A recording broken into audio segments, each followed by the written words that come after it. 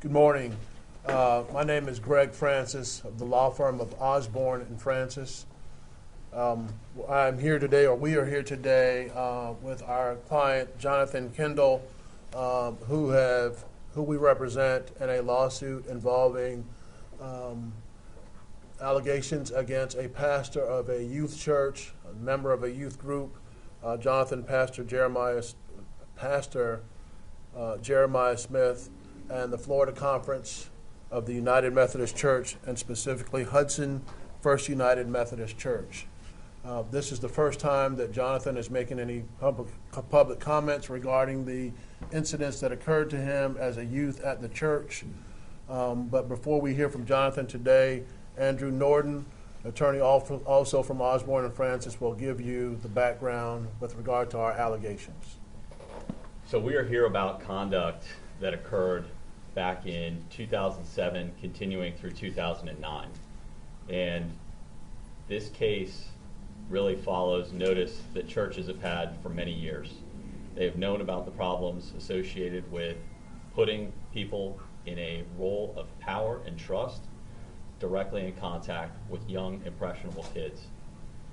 This case involves conduct that started back in March of 2007, and there was a pattern of grooming over months and years that then escalated into far more significant, inappropriate sexual contact with a minor. This all began when my client was 15 years old. The church had a direct obligation to make sure that people with predatory behavior, such as Jeremiah Smith, were not allowed to sit personally, invite children over to their home, have inappropriate sexual contact. The church had an obligation to make sure that the people it was hiring to have direct, immediate supervisory capacity over children were properly screened, that they did an appropriate background check. So we are talking about conduct to a 15-year-old child that involved a youth minister talking about his homosexual past, starting out with minor conduct with little bits of touching that then escalated. So one of the points here is that we also believe this conduct was not limited to our client. It's something that we are actively investigating. We suspect that it was not limited to Mr. Kendall. So what this case will come down to, and what we want to make sure occurs, is that predators are not put in a position to abuse children, and that is precisely what occurred here. I'm going to ask my client to make a brief statement about the reason that he is here and his thoughts about what has occurred in the past.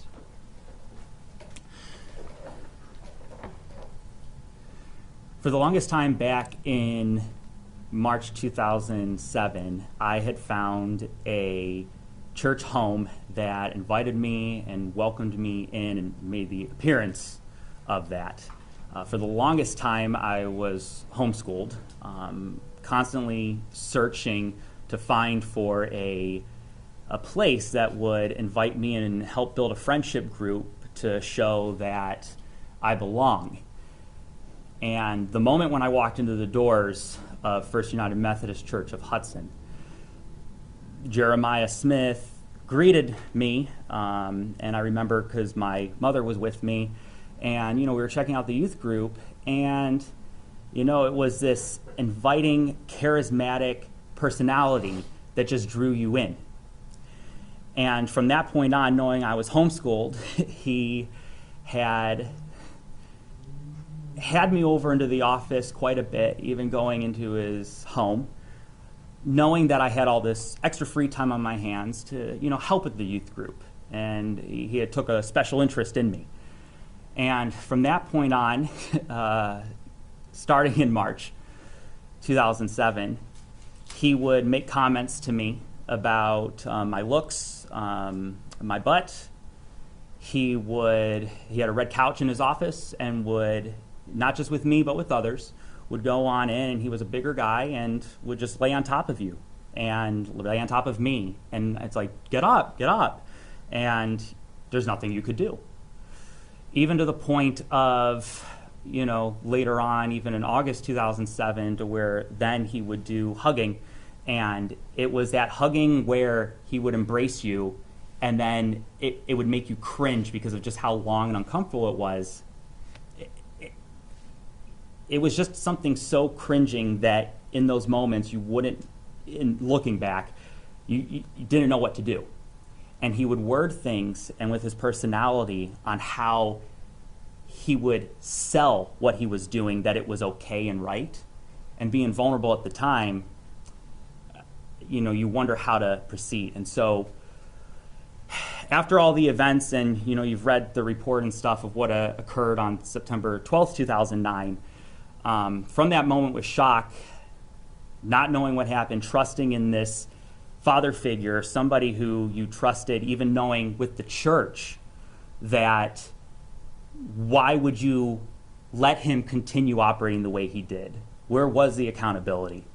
Where was the checks to make sure that he wasn't alone with students like myself, underage, in his home, knowing his past? Even to the point of the times where, at the church, where he pulled me aside one time, now looking back, saying that, hey, my wife knew about the massages, and she tells me to stop. And it's like, her being employed at the church too, where was her accountability? Now fast forward after all these years of dealing with anxiety, depression, cringing at the thought of somebody touching me, or wondering, why am I so heavy on the inside? There was a point where last year I started more and more seeing him. He was a cheerleading coach, and my sisters were involved at the cheerleading gym there too. And I started seeing him pop up more and more in photos. And it just, every time I'm like, oh, what is that? And being fearful of what may happen to others, there came a point where in December 2018 that I was visiting my family for Christmas, and they were planning a mission trip. My parents were planning on going and stuff with Jeremiah through the cheer gym. And then my mom was like, hey, do you want to go on the trip with us like the good old days? And I said, no. And then she said, is it because, Jeremiah, do you not like him?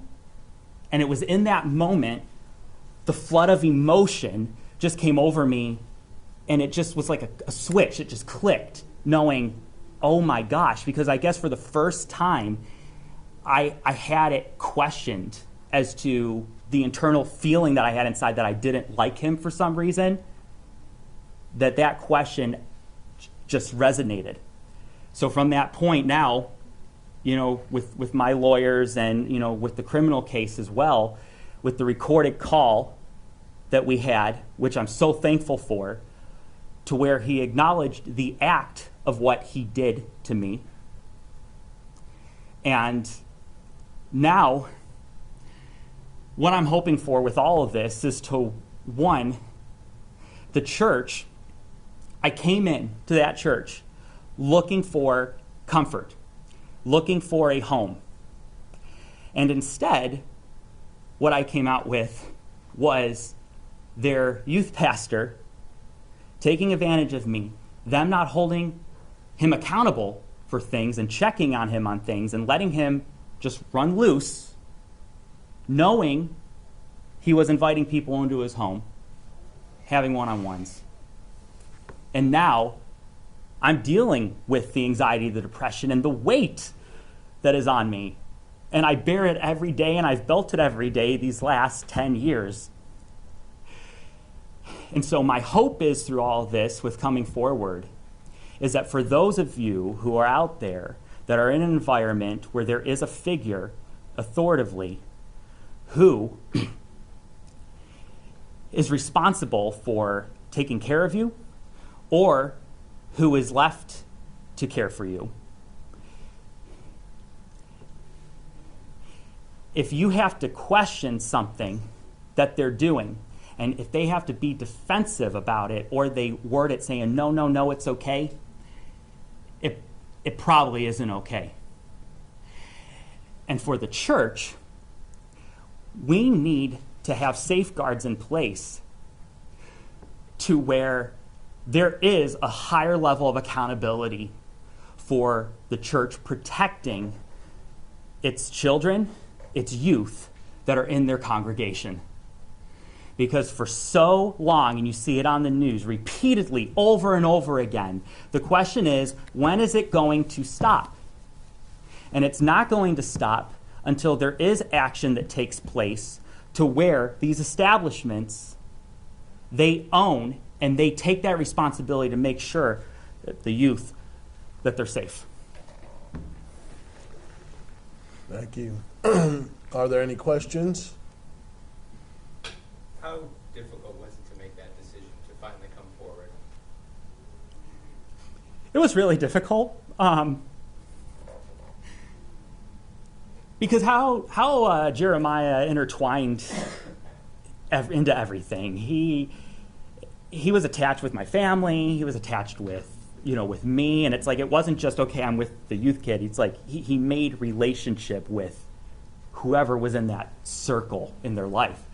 And knowing that with my parents now, especially being in the cheer gym again, back with him, my thought is, oh my gosh, like, how are they going to believe me? Because in that instance, it's like it's a he said, she said thing. And that's why I'm just thankful for that recorded call. Because for the first time, I was able to hear him acknowledge what he did to me. And, it is still hard because that criminal case is ongoing with pretrial conference after pretrial conference. And, it's a process. And I'm just thankful now that what he has done is exposed, and that up to this point, appropriate measures have been taking place with the places he was employed at that time when I reported to where he was let go. Have others come forward since his arrest or contacted you off the record or anything? And do we know that there are other victims? We have reason to believe that there may be other victims, but that we don't want to. I wouldn't want to make any comments, regarding any criminal investigations that are currently going on. But we believe that there may be others, and that we are currently investigating that. The lawsuit. What are you seeking from the church specifically? Can you say?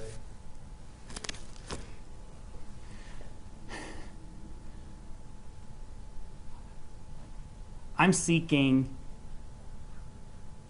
to get healing from what occurred. I am seeking for policy to change, not even in that church, but for churches everywhere, because there is an expectation and obligation to protect minors. And, as I had reported with the criminal case with the state attorney office, I find out I'm not eligible for their counseling assistance program, which now leaves me trying to figure out how do I talk through somebody with what happened. So being denied from that program and seeking help and seeking hopefully change, that is what I'm hoping for with this lawsuit, is that the policy changes with the church, and that in turn I'm getting the healing and the justice that I need. What can you tell us about your life now? What are you up to these days? Yeah. So I'm very happily married. I got married last year, and I recently had moved up to New York City. So that's been an adventure, very different than Florida. And, what I like to do is I try to live my life loving others the best that I can. Because I guess I resonate with people who have hurt or who are struggling or who are grieving. And so knowing that I could at least be a light in the midst of whatever darkness that they have, that's what I love to do. And my wife and I, we keep things just very chill. We might hang out in the city every once in a while, but really, I've just learned that with life, that love is the best thing that you can give. Love is also the best thing that you can receive, and you enjoy it.